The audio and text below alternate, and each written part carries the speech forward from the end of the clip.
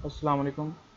आज हम topic discuss करेंगे जेनेरिक प्रोग्रामिंग कंसेप्ट्स और देखेंगे कि टेम्पलेट्स क्या होती हैं। फिर फंक्शन और क्लास टेम्पलेट्स पे बात करेंगे। तो आइए स्टार्ट करते हैं। तो हमने देखना है कि जेनेरिक प्रोग्रामिंग होती क्या है, और फिर ये देखेंगे कि जेनेरिक प्रोग्रामिंग की इम्प्लीमेंटेशन किस तरह से होती है, टेम्पलेट्स क्या होती हैं जेनेरिक प्रोग्रामिंग में। तो फिर हम क्रिएट करेंगे फंक्शन टेम्पलेट्स और क्लास टेम्पलेट्स। और आइए फिर स्टार्ट करते हैं। जेनेरिक प्रोग्रामिंग क्या है? जेनेरिक प्रोग्रामिंग एक ऐसा आइडिया है जिसमें हम जो हमारे पास बेसिक टाइप्स हैं, जैसे इंटीजर, स्ट्रिंग वगैरह डिफरेंट, यहाँ हमारे पास कोई यूज़र डिफाइंड डाटा टाइप है, उनको हम एज ए पैरामीटर यूज़ कर रहे होते हैं मेथड्स के साथ। हम उनको मेथड के साथ, क्लासेस के या इंटरफेसेस के साथ एज ए पैरामीटर यूज़ करते हैं। तो कंसेप्ट कुछ ऐसे है कि हम जर्नल कोई डाटा टाइप बना लेते हैं जिसके थ्रू हम इंटीजर, स्ट्रिंग वगैरह जो है या कोई यूज़र डिफाइंड डाटा टाइप्स पास करवाते हैं, और जो हमारा मेथड है या क्लास है वो उसी टाइप के साथ काम करने लग जाता है। अब इसकी जो एग्जांपल्स हैं हमारे पास अरे हैं, मैप है, स्टैक, लिंक लिस्ट वगैरह जो हैं वो जेनेरिक के कंसेप्ट्स को यूज़ करती हैं और बड़े एफिशिएंटली काम करती हैं कि हमें डिफरेंट डाटा टाइप्स के लिए ये डिफरेंट स्टैक, क्यू या लिंक लिस्ट डिफाइन नहीं करने पड़ते, बल्कि हम जनरल टाइप के लिए बना लेते हैं और हर टाइप के साथ वो फिर काम करता है। तो जेनेरिक प्रोग्रामिंग की जो इम्प्लीमेंटेशन है वो कोड एफिशिएंसी को इंक्रीज़ कर देती है, हमारा लाइन ऑफ कोड डिक्रीज़ हो जाते हैं, हमें एक ही फंक्शन को डिफरेंट डाटा टाइप्स के लिए दोबारा दोबारा नहीं लिखना पड़ता, फंक्शन ओवरलोडिंग जो है वो ज़रा रिड्यूस हो जाती है। इस तरह से हम जेनेरिक प्रोग्रामिंग को यूज़ करते हुए कुछ जनरल एल्गोरिदम्स लिख लेते हैं जो कि तमाम डाटा टाइप्स के साथ काम करते हैं, और हमें डिफरेंट डाटा टाइप के लिए डिफरेंट एल्गोरिदम नहीं लिखने पड़ते। हम एक जनरल डाटा टाइप बना लेते हैं और उसको भी डिफरेंट डाटा टाइप्स पास करवाते जाते हैं। जो डाटा टाइप उसको पास करवाएंगे उसी डाटा टाइप के लिए वो क्या करेगा, काम करेगा। इस तरह कुछ एडवांटेजेस हैं हमारे पास, कुछ बेनिफिट्स हैं जेनेरिक प्रोग्रामिंग के, जैसे कि हमारे पास कोड रीयूजेबिलिटी है। तो हमने एक जनरल कोड जब बना के रख लिया जनरल टाइप के लिए, तो हम डिफरेंट डाटा टाइप्स के लिए इसको मल्टीपल टाइम कॉल कर सकते हैं और ये डिफरेंट डाटा टाइप्स के साथ काम करेगा। हमारी कुछ एफर्ट जो है कोडिंग की वो रिड्यूस हो जाएगी। उसके अलावा फंक्शन ओवरलोडिंग को ये रिड्यूस कर देता है कि आपको डिफरेंट डाटा टाइप के लिए मल्टीपल टाइम फंक्शन को ओवरलोड नहीं करना पड़ता, बल्कि आप जनरल जब टाइप का फंक्शन बना लेते हैं उस जनरल टाइप के साथ तमाम डाटा टाइप्स जो हैं वो काम कर लेंगी। तो इस तरीके से आपके पास जो फंक्शन ओवरलोडिंग है वो भी ज़रा रिड्यूस हो जाती है। इसके अलावा आप जब एक मरतबा जनरल एल्गोरिथम या जनरल मेथड लिख लेते हैं तो उसको आप मल्टीपल टाइम या मल्टीपल केसेस में यूज़ कर सकते हैं। आप उसको डिफरेंट डाटा टाइप्स के साथ यूज़ कर सकते हैं। अभी एक फंक्शन को आप अगर इंटीजर के साथ यूज़ करना चाह रहे हैं इंटीजर के साथ यूज़ कर लेंगे, फ्लोटिंग पॉइंट के साथ चाह रहे हैं फिर उसी फंक्शन को फ्लोटिंग पॉइंट के साथ भी कर सकते हैं यूज़, उसी को हम स्ट्रिंग या करैक्टर्स के साथ भी यूज़ कर सकते हैं। क्यों? क्योंकि वो फंक्शन की जो टाइप हमने रखी है वो जनरल रख दी है। ठीक है ना, जेनेरिक प्रोग्रामिंग हम चाह रहे हैं कि चीज़ों को जनरल करते जाएं और उनको रीयूज़ करें फिर। तो जेनेरिक प्रोग्रामिंग की इम्प्लीमेंटेशन जो है वो हम करते हैं टेम्पलेट्स के थ्रू। सी प्लस प्लस में जेनेरिक प्रोग्रामिंग की जो इम्प्लीमेंटेशन है वो हम टेम्पलेट्स के थ्रू करते हैं। नेक्स्ट हम डिस्कस करेंगे कि ये टेम्पलेट्स क्या होती हैं। तो टेम्पलेट जो है वो बहुत ही सिंपल और पावरफुल फीचर है सी प्लस प्लस के अंदर ना। तो इसका आइडिया क्या है कि आप जो डाटा टाइप्स हैं वो एज ए पैरामीटर पास करते रहते हैं, और हमें फिर डिफरेंट डाटा टाइप के लिए डिफरेंट कोड जो हैं वो नहीं लिखने पड़ते, बल्कि हम सेम ही कोड फिर यूज़ करते जाएंगे। कि जैसे हमने कोई एक प्लेस होल्डर रख लिया डाटा टाइप के लिए, अब उस प्लेस होल्डर को डाटा टाइप पेश करेंगे, पास करेंगे, तो जब हम उस एक जनरल डाटा टाइप को कोई भी टाइप पास करवाएंगे तो उस प्लेस होल्डर में वही टाइप जो है जाके कॉपी हो जाएगी और उस टाइप के हिसाब से पूरा मेथड जो है वो वर्क करेगा। तो टेम्पलेट्स जो हैं हमारे पास वो जेनेरिक प्रोग्रामिंग की फाउंडेशन है, या हम इसको बेस कह सकते हैं। टेम्पलेट्स के बगैर जेनेरिक प्रोग्रामिंग जो है वो पॉसिबल नहीं है सी प्लस प्लस में।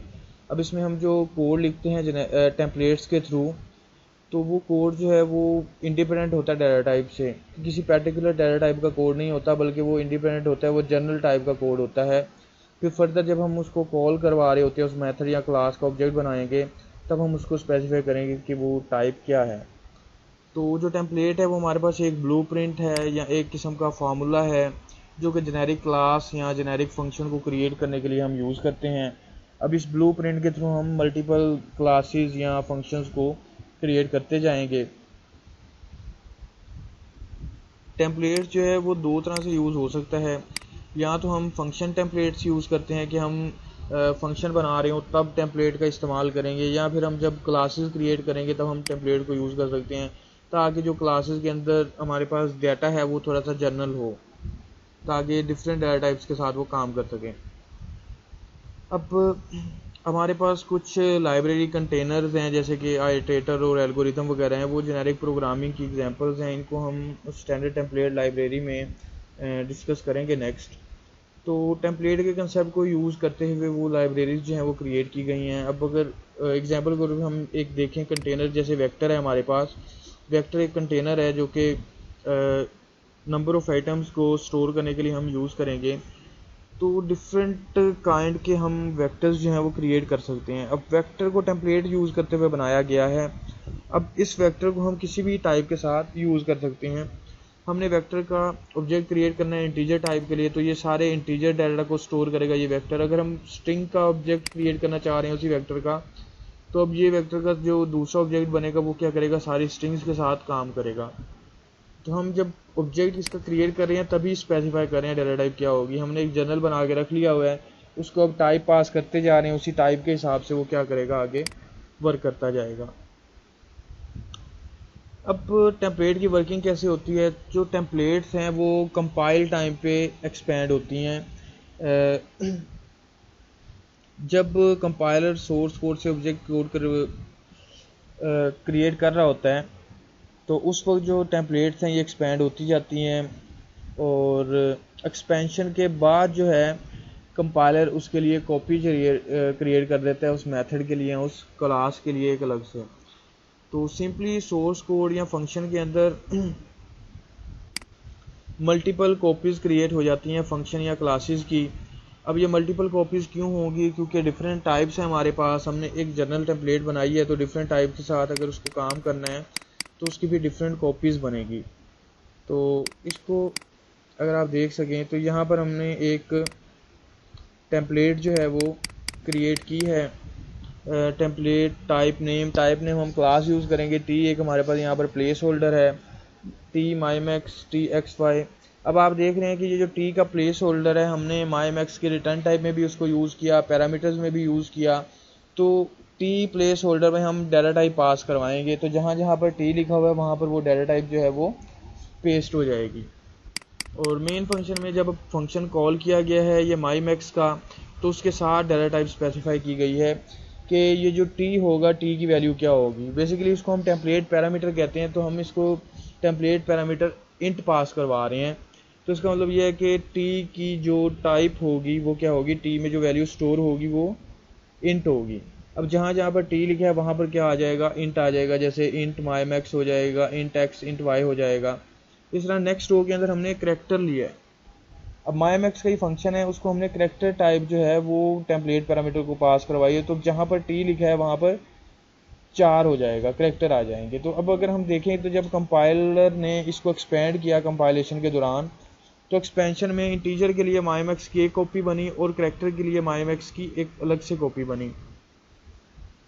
तो यहाँ पर इंटीजर वाली कॉपी थी, जहाँ जहाँ पर टी था वहाँ पर इंट आ गया। इसी तरह जो करैक्टर के लिए इसकी कॉपी बनी, जहाँ जहाँ पर टी था वहाँ पर करैक्टर 4 आ गया। ठीक है, तो इस तरीके से आपके पास ये जो टेम्पलेट है ये मल्टीपल डाटा टाइप के साथ काम कर लेती हैं। अब हमने क्या किया था, जनरल फंक्शन बना लिया माई मैक्स का। अब जनरल फंक्शन जो माई मैक्स का है वो हर तरह की डाटा टाइप के साथ काम कर सकते हैं।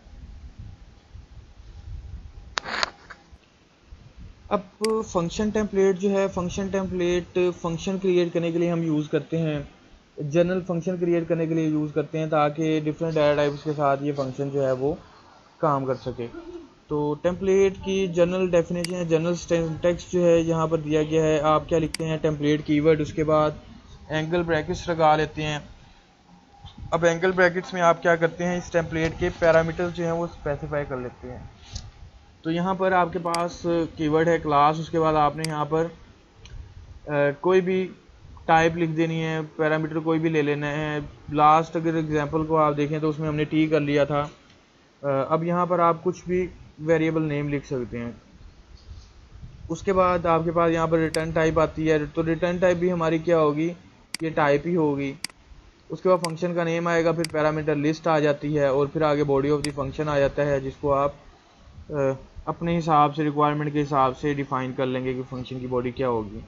अब यहाँ पर जो टाइप है वो टाइप क्या है, प्लेस होल्डर है, जो कि डाटा टाइप को होल्ड करेगा जब आप फंक्शन को यूज़ कर रहे होंगे। जैसे प्रीवियस एग्जांपल में इंट पास किया था, तो इंट जो था वो टी में कॉपी हुआ था, तो टी जहाँ जहाँ पर था वहाँ पर इंट आ गया। जिस तरह जब आपने करेक्टर पास करवाया था तो तब टी की जगह पर करेक्टर आ गया था।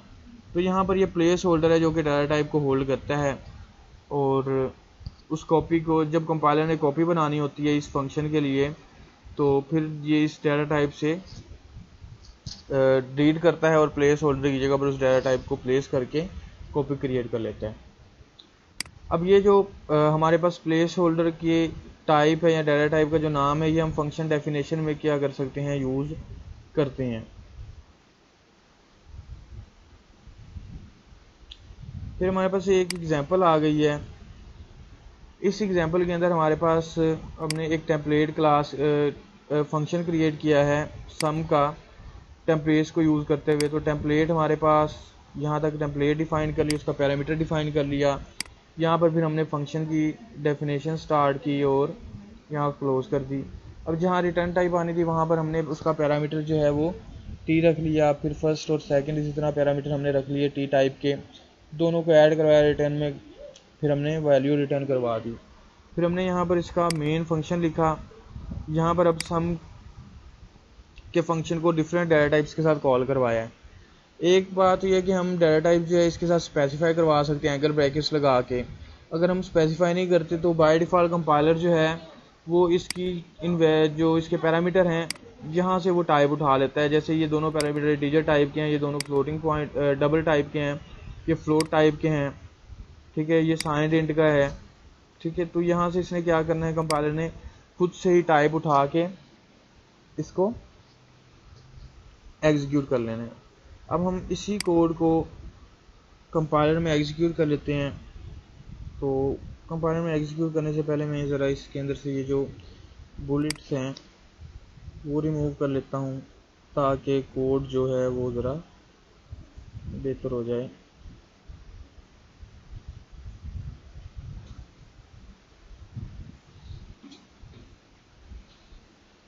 सॉरी, इसको नहीं ख़त्म करना था,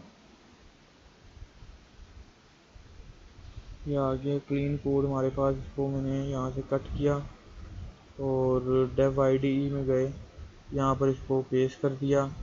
पेस्ट करने के बाद हमें यहाँ पर कुछ हेडर फाइल्स इसकी यूज़ करनी है, और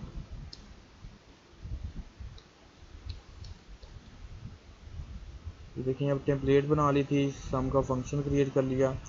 अब यहाँ पर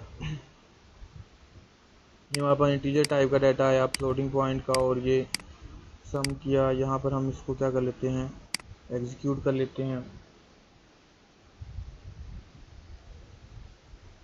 इसने हमें क्या किया, ये सम करके रिजल्ट जो हैं वो रिटर्न करवा दिए। अगर हम यहाँ पर स्पेसिफाई करना चाह रहे हैं टेम्पलेट पैरामीटर को तो वो भी कर सकते हैं। यहाँ पर एंगल ब्रैकेट्स हमें लगानी है और काम हमारा हो जाएगा। जैसे यहाँ पर इंट टाइप का कर दिया, ये हमारा क्या हो सकता है, डबल टाइप का, और ये हमारा है फ्लोट टाइप का।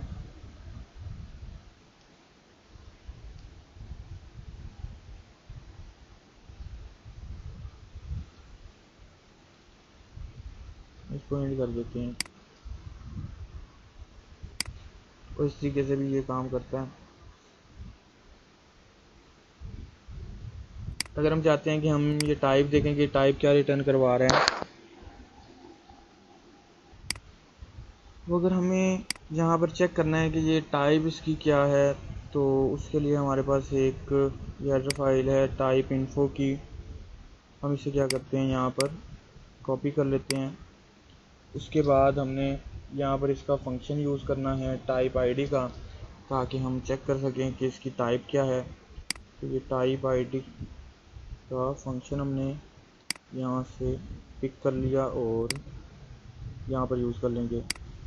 और यहाँ से ये जो हमारे पास फंक्शन कॉलिंग है इसको यहाँ पर पेश कर देंगे।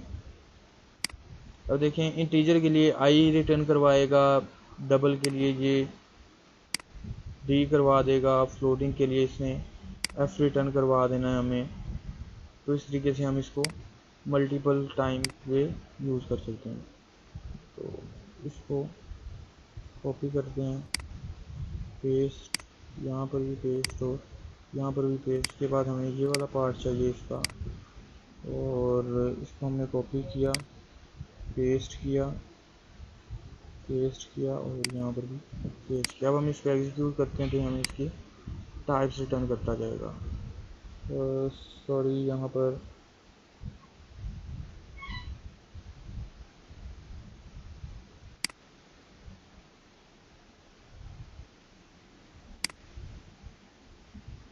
हमारे पास एरर आ गया। यहाँ पर हमें इसको क्लोज करना था ब्रेसेस को,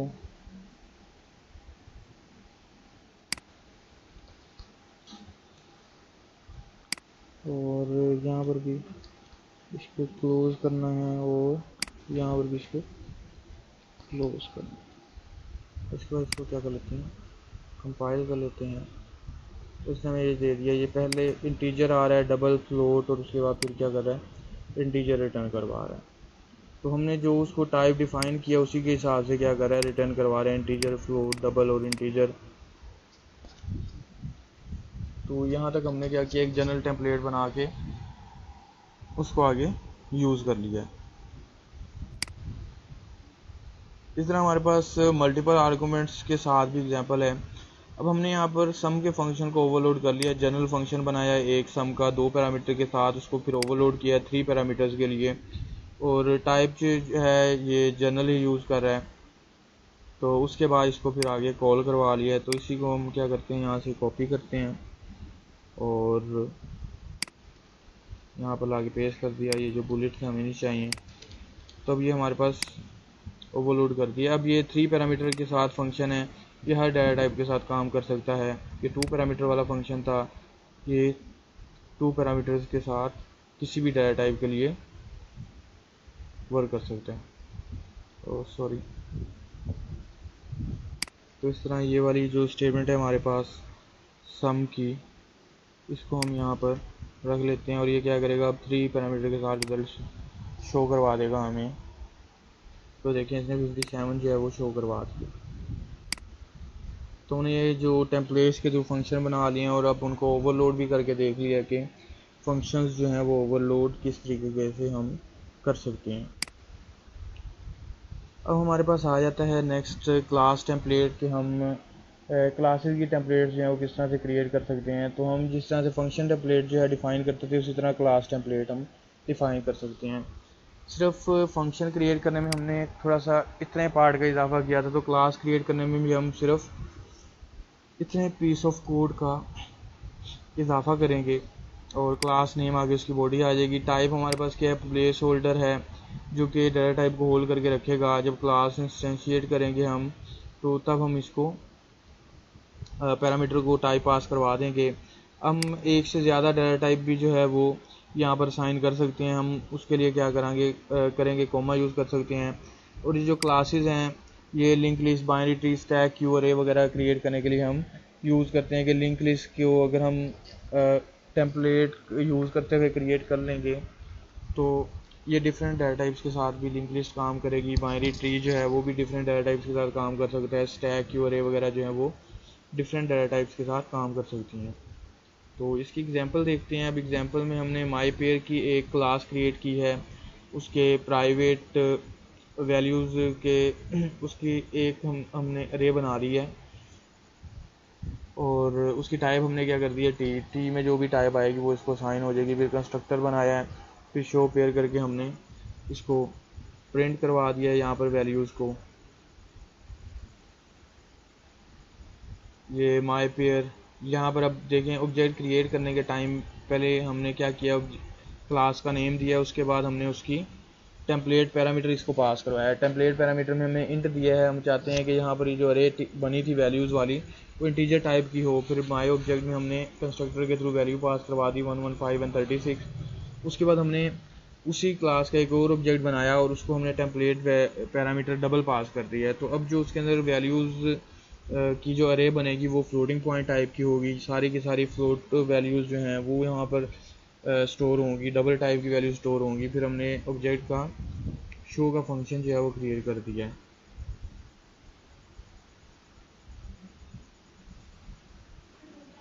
अब हम यहाँ पर क्लास क्रिएट करते हैं, एक क्लास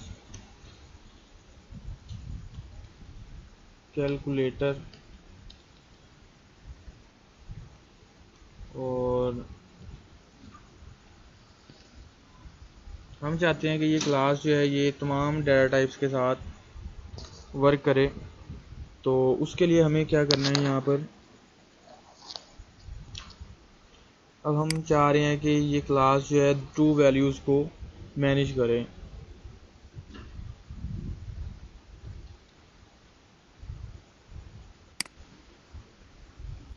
तो इंट फर्स्ट सेकंड 2 हमने क्या कर लिए हैं, वेरिएबल बना लिए हैं, और इसका कंस्ट्रक्टर बना लेते हैं। और ये इसका कंस्ट्रक्टर बना हमारा, और int A int B first is equal to A, second is equal to B कर दिया। और हमने क्या करना था, इसकी ब्रेसेस जो हैं वो भूल गए हैं, तो यहाँ पर इसको इसकी बॉडी,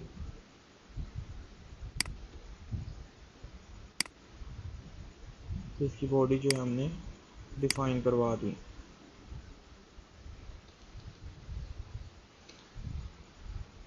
अब ये जो मैंने 2 फंक्शंस बनाए थे सम के लिए, ये मैं क्या करता हूँ इसके अंदर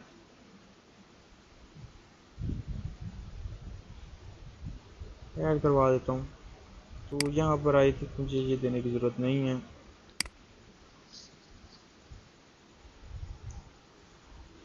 बेसिकली ये 2 वैल्यूज़ के साथ ही काम करेगा। तो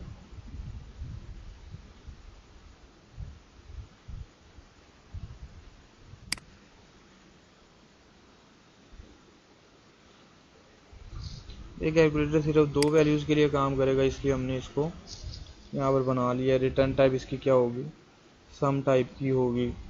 ये इसी तरह, सॉरी, रिटर्न टाइप क्या होगी, इंटीजर टाइप की होगी अभी सम की। अब क्या करना है, इसके लिए हमें टेम्पलेट बनाना है। तो मैं टेम्पलेट बना लेता हूँ, बजाय इसके कि मैं हर डाटा टाइप के लिए अलग अलग से क्रिएट करता जाऊँ।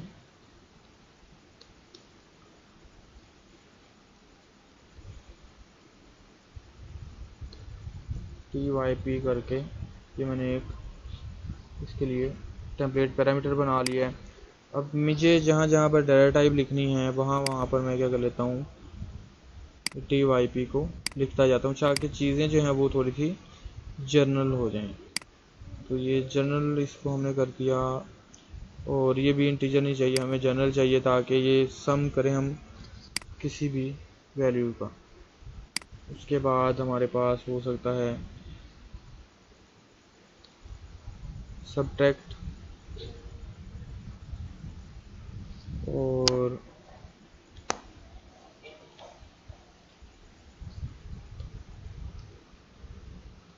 First minus second.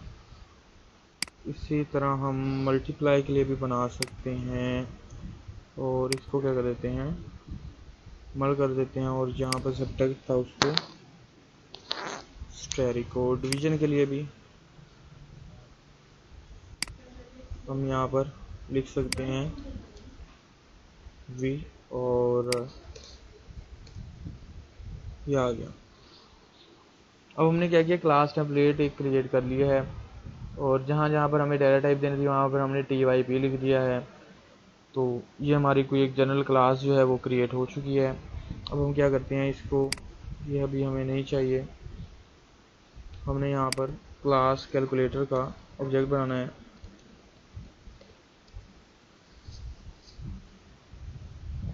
और कंस्ट्रक्टर में हम वैल्यू कुछ भी पास करवा सकते हैं, 10 और 30। इनके साथ हमें क्या काम करना, अब जब हमने इसका ऑब्जेक्ट बनाया है तो यहाँ पर हमें क्या करना है, उसको क्लास के नेम के साथ टेम्पलेट पैरामीटर दे देना है, cal डॉट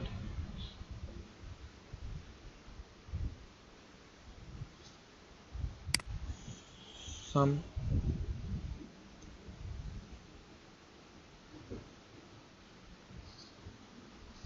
तो इसका सम करवा देगा, और अगर हमें ये सम को प्रिंट करवाना है तो सी आउट लगा लेंगे और यहाँ पर लिख देंगे सम इज, और इसके बाद एंड लाइन कर देते हैं, इसको एग्जीक्यूट कर लेते हैं। 30 + 10 40, सम इज़ 40। इसी तरह अगर हम सब्ट्रैक्ट करना चाह रहे हैं तो इसको हम क्या कहते हैं, डिफरेंसेस।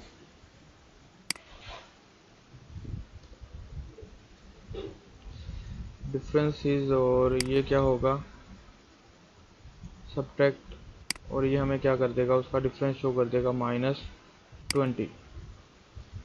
और इसी की को हम अगर हम चाह रहे हैं फ्लोट के साथ करना तो 10.33 एंड 30.45, तो ये अब फ्लोटिंग पॉइंट के लिए काम करना स्टार्ट कर दिया इसने। तो इस तरह आप दूसरी डाटा टाइप्स के साथ भी इसको यूज़ कर सकते हैं क्लास टेम्पलेट करके। अब यहाँ तक तो हमने देखा है कि इनसाइड द क्लास डेफिनेशंस हैं इन फंक्शंस की। अगर हम इनको आउटसाइड द क्लास डिफ़ाइन करना चाहते हैं तो वो हम किस तरह से कर सकते हैं, तो उसके लिए हमें यहाँ पर टेम्पलेट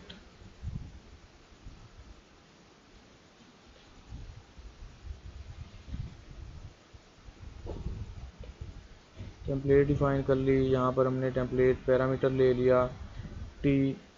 उसके बाद हमारे पास क्या आती है, उसकी रिटर्न टाइप आती है फंक्शन की, और फिर क्लास का नेम आता है, कैलकुलेटर है क्लास का नेम। और उसके बाद जब भी आपने यहाँ पर क्लास का नेम लिखना है उसके बाद आपने टेम्पलेट पैरामीटर, फिर उसके बाद स्कोप रेजोल्यूशन ऑपरेटर लगाना है, और फिर आपके पास फंक्शन का नेम है। अगर हम चाह रहे हैं कि इस फंक्शन को यहाँ पर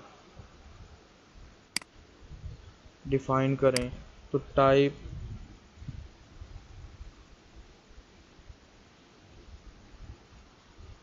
हमने इसे क्या करना है, अब एलिमेंट हैं। तो यहाँ पर या प्लेस होल्डर टाइप यूज़ कर लें या टी यूज़ कर लें, ये दोनों सूत्रों में ठीक तरह से काम करेगा जैसे पहले कर रहा था। और इसी तरह से अगर दूसरे फंक्शंस को भी आउटसाइड द क्लास डिफ़ाइन करना है वो भी हम यहाँ पर कर सकते हैं। जैसे कि सबट्रैक्ट का फंक्शन है हमारे पास, तो यहाँ तक हमें इसको क्या करना है, डिक्लेरेशन कर देनी है। और जो हमारे पास ये आउटसाइड द फंक्शन था इफ का, इसको क्या कर देना है, सब कर दिया, और यह आ गया हमारे पास। और टेम्पलेट का टी यहाँ पर नहीं है, ये लगा दिया। तो हम इसको एग्जीक्यूट कर लेते हैं, तो ये हमारे पास उसी तरह काम कर रहा है जैसे पहले कर रहा था। तो इनसाइड द क्लास के लिए भी आप यूज़ कर सकते हैं, आउटसाइड द क्लास भी आपने देख लिया कि ये किस तरह से काम करेगा।